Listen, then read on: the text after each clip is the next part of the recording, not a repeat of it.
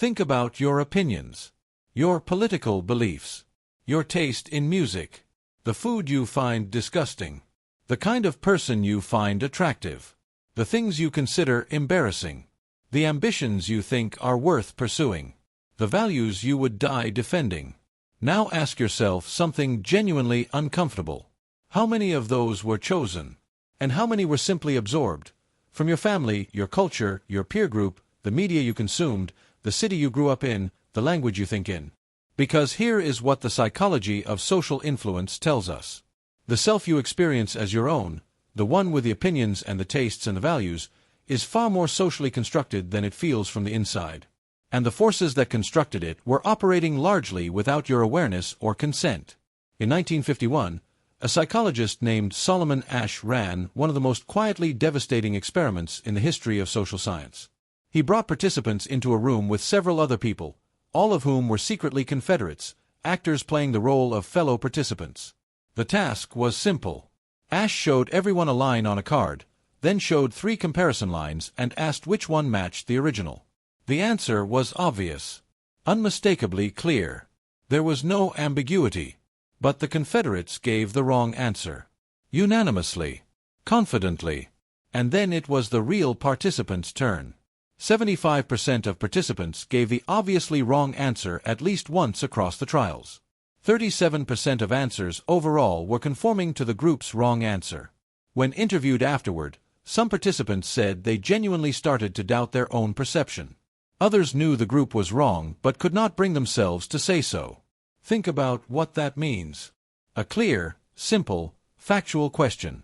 And 3/4 of people, at some point, abandoned what their own eyes told them in order to align with what the group said.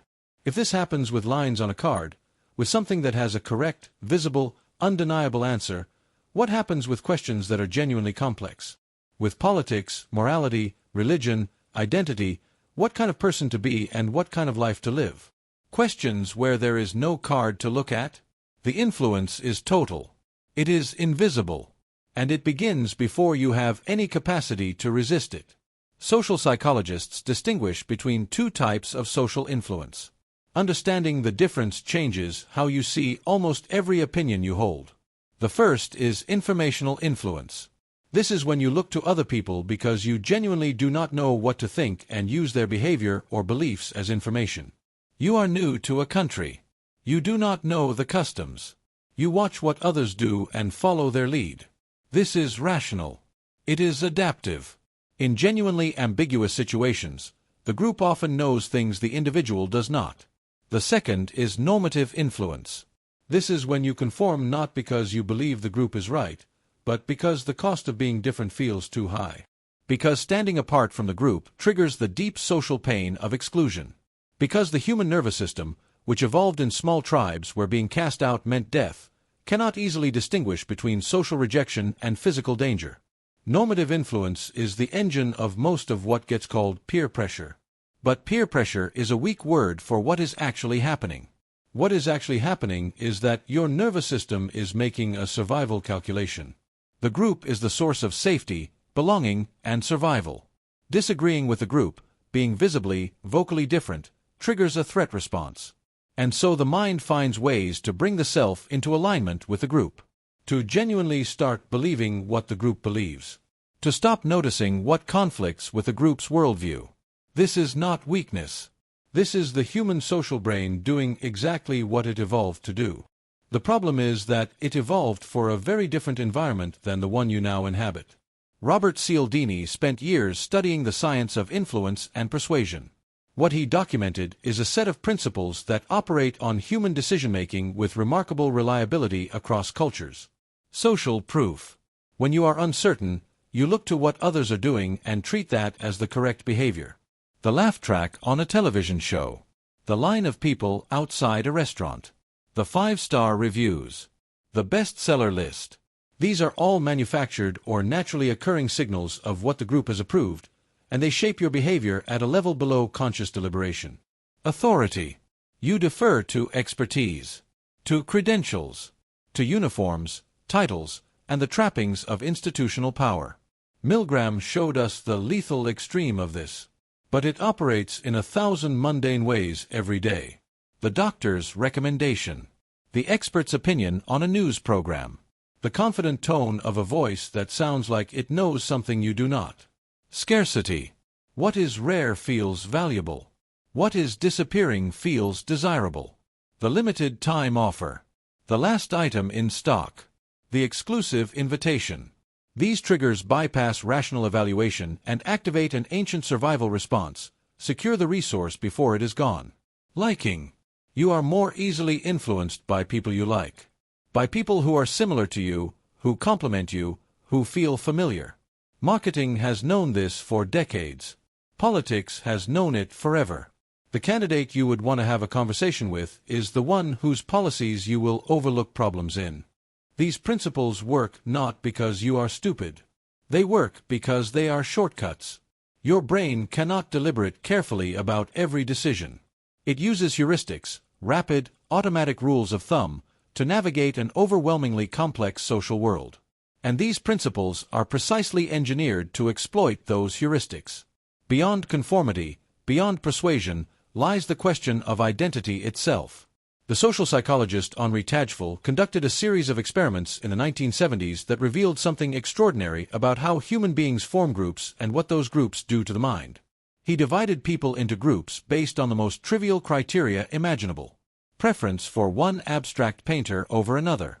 Random assignment by coin flip. Groups so arbitrary, so meaningless, that no rational person would consider them significant. And yet, within minutes of being assigned to a group, people began favoring their own group members over the other group. They distributed resources more generously to in-group members. They rated their own group's work more positively. They began to see out-group members as more similar to each other and less individual than members of their own group. This is what Tajfel called social identity theory. The self is not just personal. It is social. A significant part of who you believe you are is derived from the groups you belong to. And the mind protects the value of those groups, because protecting the group's value protects your own self-worth.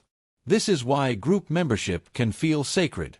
Why criticizing someone's political tribe, their religion, their nationality, their sports team can feel like a personal attack. Because at a psychological level, it is. The group is part of the self. An attack on the group's image is processed as an attack on the self's worth. And this is why tribalism is so persistent and so resistant to rational argument. You cannot logic someone out of a group identity because the identity is not held in the logical mind. It is held in the emotional, social, self-protective mind. The part that will sacrifice being right in order to stay belonging. So where does this leave the self? Is there one? If your opinions were absorbed from your culture, your beliefs shaped by your group, your preferences constructed by the media you consumed and the family you were born into, is there a you underneath all of that? Or is the self just the sum of its social influences, a composite built from the outside in? This is one of the oldest questions in philosophy. And psychology's answer is neither fully comforting nor fully despairing. Yes, social influence is profound. Yes, more of what you think of as your authentic self is culturally constructed than you realize. Yes, the opinions you hold most firmly are often the ones most shaped by the groups whose belonging you most value. But awareness changes the equation. The moment you can see the influence, you can relate to it differently. Not eliminate it. No one escapes their social formation entirely. But examine it. Hold it more lightly. Ask, with genuine curiosity rather than defensiveness, is this actually what you think? Or is this what you absorbed? Is this value yours? Or was it the price of admission to a group you needed to belong to? This is the beginning of what psychologists call differentiation. The capacity to be genuinely yourself in the presence of group pressure. To maintain a clear sense of your own values and perceptions while remaining in genuine relationship with people who see things differently. Not isolation. Not rebellion for its own sake. But the hard, slow work of knowing your own mind well enough that the group can push and you can stay. Most people never do this work. They live inside their group's worldview the way fish live in water, completely immersed, unable to see the medium itself because they have never been outside it. The examined life is not just philosophically valuable. It is the only life in which you are genuinely the author of your choices rather than the product of the pressures that formed you. The fact that your beliefs were influenced does not make them wrong. The fact that your identity is partly social does not make it fake. The fact that conformity shaped you does not mean you are without genuine selfhood. What it means is that you have a project. The project of finding out what is actually yours. What you actually think when the group is not watching. What you actually value when the cost of honesty is real. What you would stand for if belonging were not on the table. That is not a comfortable project. It requires disappointment. Some groups will become less comfortable when you stop automatically confirming their worldview. Some relationships will become harder when you start saying what you actually think instead of what will be well received. But on the other side of that discomfort is something the herd can never give you. The experience of being genuinely yourself. Of knowing that the life you are living is chosen, not absorbed. Of holding your opinions not because the group approved them but because you actually looked at the evidence, at your own experience, at what actually makes sense to you, and arrived at them honestly. The herd is ancient. The pressure is real. The influence is everywhere. But so are you.